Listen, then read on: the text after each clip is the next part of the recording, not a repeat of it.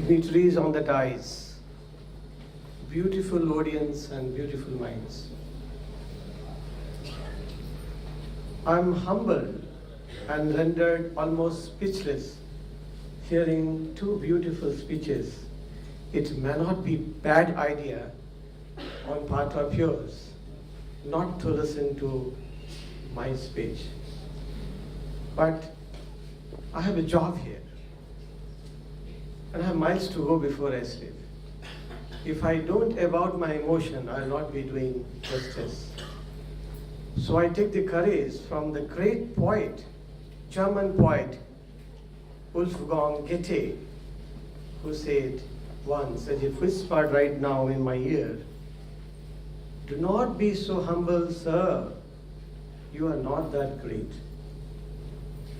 With this thought in my mind, I humbly and respectfully like to submit my thoughts today on harnessing human potentialities, which are pretty vital.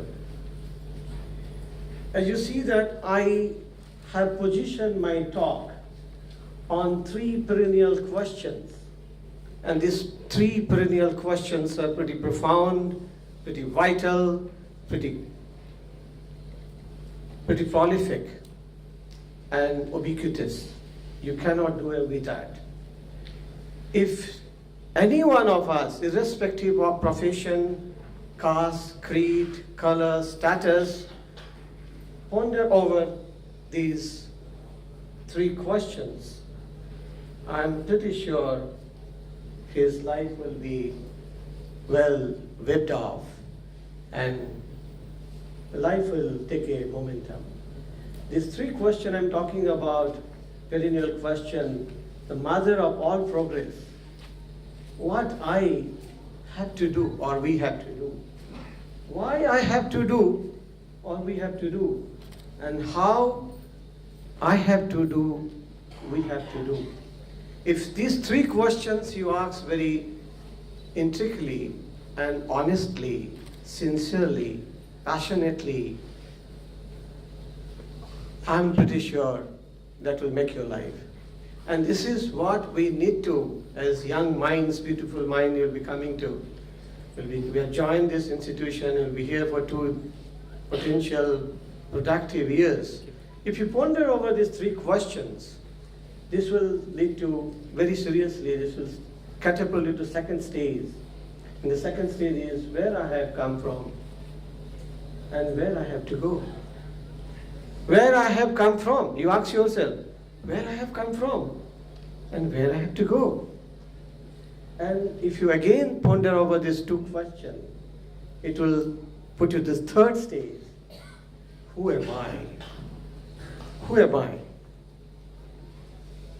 And that who am I is pretty very tricky, and that is very catchy and very important. And that will lead to source.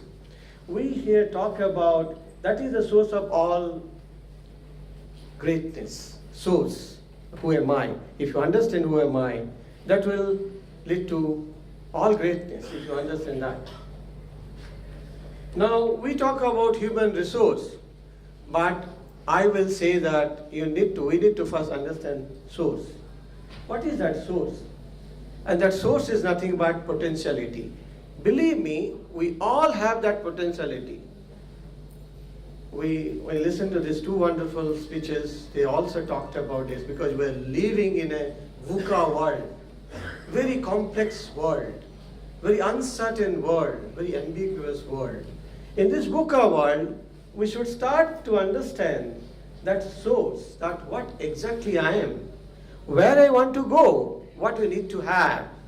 And that is what the potentiality many of us, this says, we do not realize our potentiality.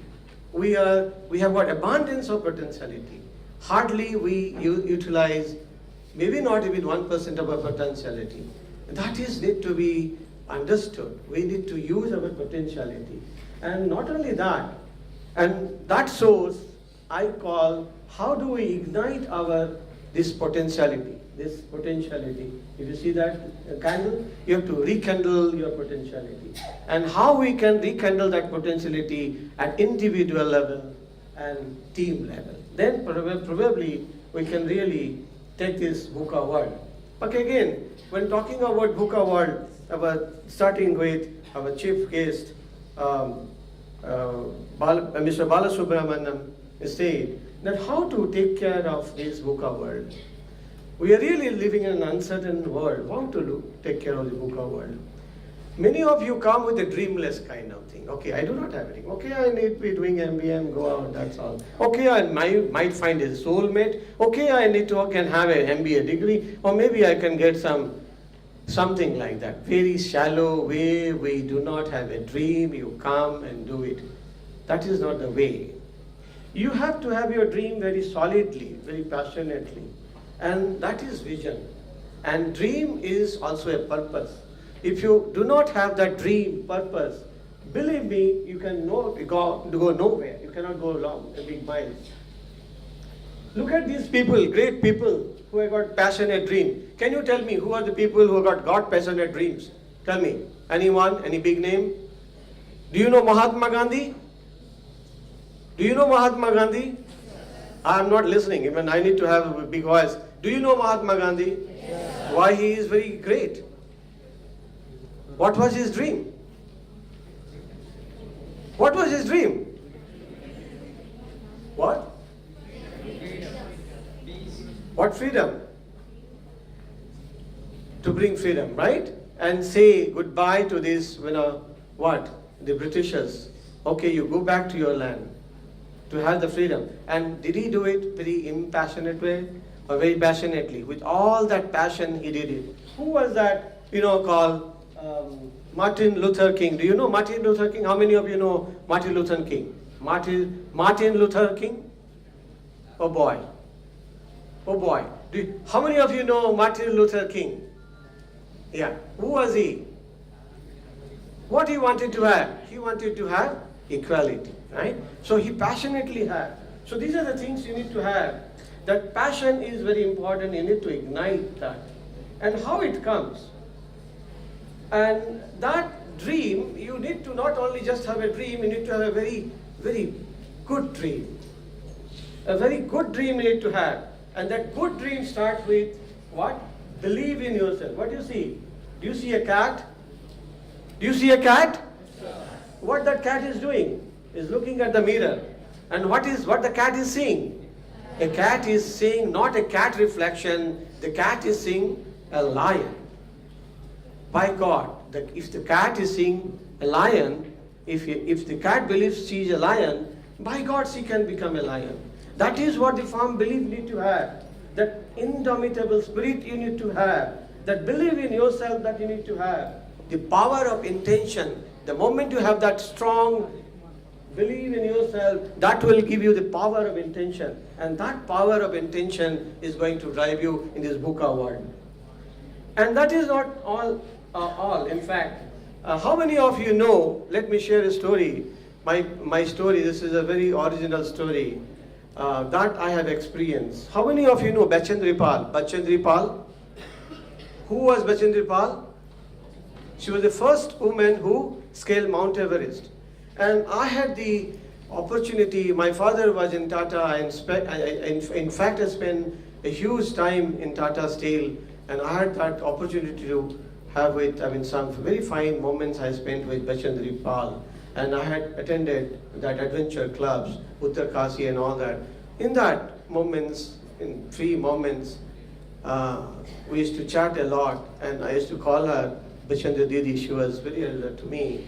I said, Didi is called sister. So Didi, how happened? How you scale this Mount Everest? He said, that's not easy. And she told her that I came from a very poor family. And such a poor family that many days I get up, countless days I used to get up cold, hungry and angry early in the morning and stand before that white shining mountain and is to say, one day I'm going to, on the top, I'll be on the top, I'm going to vanquish you. I'll be victorious, I'm going to vanquish you. And that day came. She was not thinking about money. She was not thinking anything about. But that was not that easy. Don't tell me that she doesn't fall. She doesn't fall. She did fall. She fell many times. But every time she fell, she conquered the spirit and came out very victorious, powerful, and never give up. Come may what, she never gave up. And that was the kind of thing. She said that when one door was closed, 4 windows used to open for me. And all that because of that, believe in myself, that potentiality. I never gave up. And she scaled Mount Everest, not one times, but several times. That's the power of what you call intention. If your intentions are pure, you can really scale big heights. So, how to win in this VUCA world? What are the things you need to do in this VUCA world? So the winning strategy. What would be your winning strategy? You see that in the VUCA world, either volatility, from volatility, you need to have a vision. To curb the volatility, what do you need to have? You need to have a vision. How to curb the uncertainty? You need to develop understanding. How to curb this complexity, take care of? You need to have the clarity. How to have the ambiguity? Get rid of ambiguity. You need to be agile. You need to have the agility. So these are the strategy you need to have. But all these things you cannot have unless and until you have the understanding of this brave new mind. You need to have understanding of this brave new mind. Your mind is not just so simple. It has got 2 parts. One is called left brain and other one is called right brain. The left brain is all reasoning, mathematical thing, machine learning, artificial intelligence, all kinds of stuff we're talking about the left mind. But the right mind is your playful mind. The sincerity, creativity, nativity, simplicity, humanity, all these things are there. So what you cannot have, you cannot conquer this VUCA world with one left mind. You may be great in mathematics, you may be great engineers, but what good this engineering will do you if you do not have the human side of enterprise, if you do not have human skills. So both left mind and right mind need to have and work hand in hand. Both you have to use to conquer and take care of this uncertain world. But not only that, apart from that, you need to have 3 things like innovation. You have to take care of innovation. You have to leverage the innovation, leverage the failure. Leveraging from the failure, freedom to fail. I remember when I was doing a consulting work in Jamshedpur, I was a consultant to Tata Steel. The moment I went there, the big wall they have written, freedom to fail, will to win. Freedom to fail, will to win. So what I said, then I had a talk with the MD. The MD says, we encourage failure. If you don't fail, if you don't inculcate the culture of failure, people will not share with you. So failure is good, but you have to learn from the failure. Communication. The next one is communication. Did you see that who is that photograph? Who is there in the photograph? Can anyone tell me who was there in the photograph? Who was there in the photograph? Huh? Napoleon. Great, very good. Napoleon. Who was Napoleon? Okay, so this great Napoleon, we need to learn from him. And let me tell you a history. This Napoleon, during that time, there was a war going to happen, and his general, Bluchy, his general was Bluchy. General Bluchy wanted to have some instruction from Napoleon. And at that time, those days, there was a dispatch rider. They used to come in a horseback, and the dispatch rider will come on a horseback and give a note. And that note was given to Napoleon, and Napoleon read that note. And after reading that note, he scribbled something. And after scribbling something, he called his men, called Pierre, and that Pierre read it out. And then after reading, he asked some questions to Pierre, and Pierre answered some question randomly. And then he said, okay, it sounds good. And he sent that note to General Bluchy. And guess who is it, Pierre? Guess who was that Pierre? The Pierre was the village idiot. Oh my God. What is that, and why Napoleon would be asking that village idiot to read his note? The idea was that the communication need to be very simple. If the wheelless idiot can read the note which was written by the Napoleon clearly and clearly decipher the meaning, definitely the word General Bluchy would not find any difficulty, because that's the kind of communication in a VUCA world. Your communication need to be very, very sweet, short, and simple. We call KISS. And that is perhaps the illustrious example. The KISS started not this time, but long time during Napoleon, called keep it simple and stupid, not short.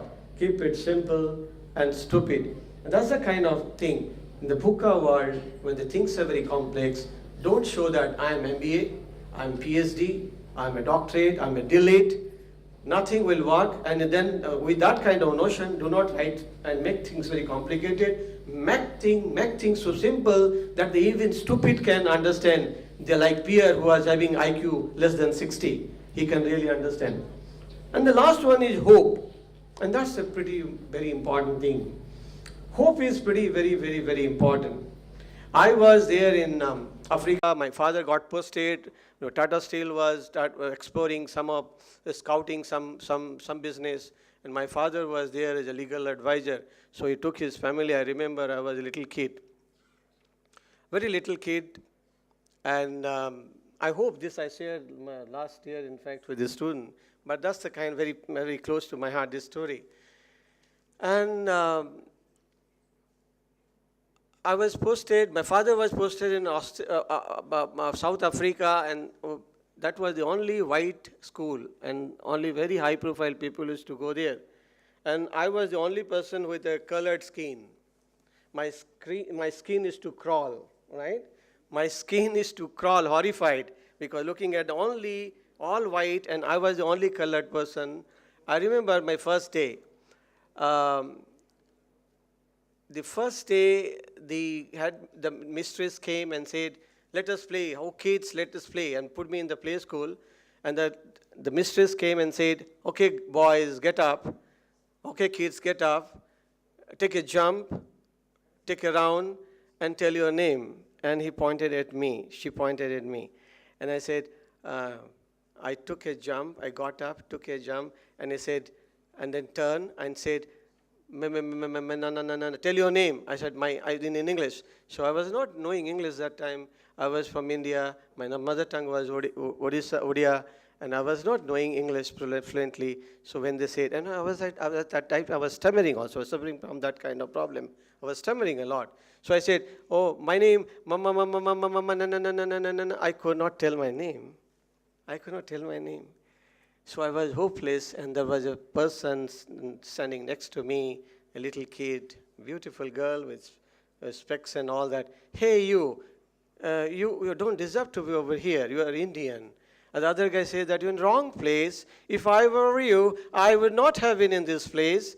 I was so horrified. My skin crawled, and I cried. At that time, I only think about my mother. And I wanted to run faster than the fastest horse. I wanted to have a big hug from my mother. And the moment my mother came, I ran, and I just gave her a big hug, bear hug. And mother said, baby, why you are crying? I said, Mom, I'm not good, Mom. I don't belong to this school, Mom. I don't deserve this school, Mom. I'm not good for this school, Mom.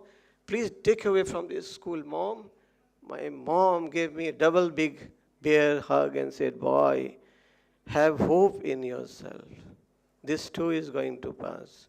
One day you are going to make a big name.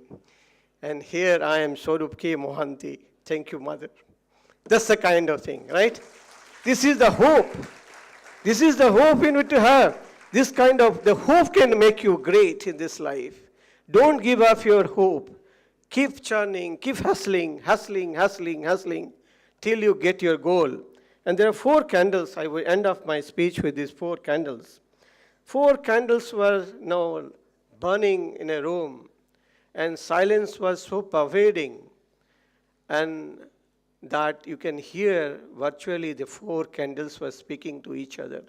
The first candle was peace. The candle said, oh, the world is not having anything. Everybody is fighting, chaos, chaotic, VUCA world.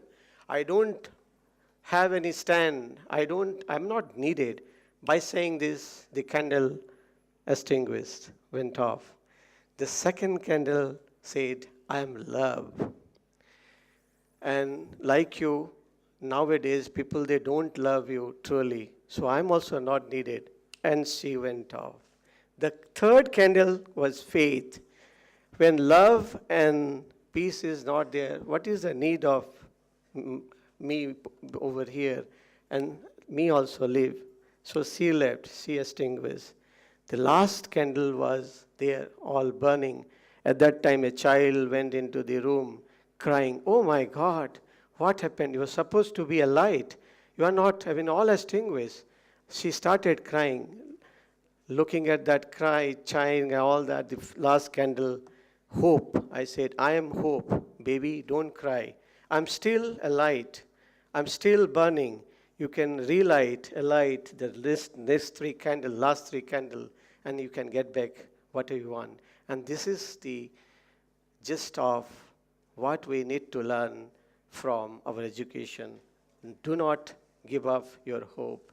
With this thought, with this hope, I wish you people to hitch high into the sky with all your goal, vision, mission, dreams. Go kiss the world. Thank you very much.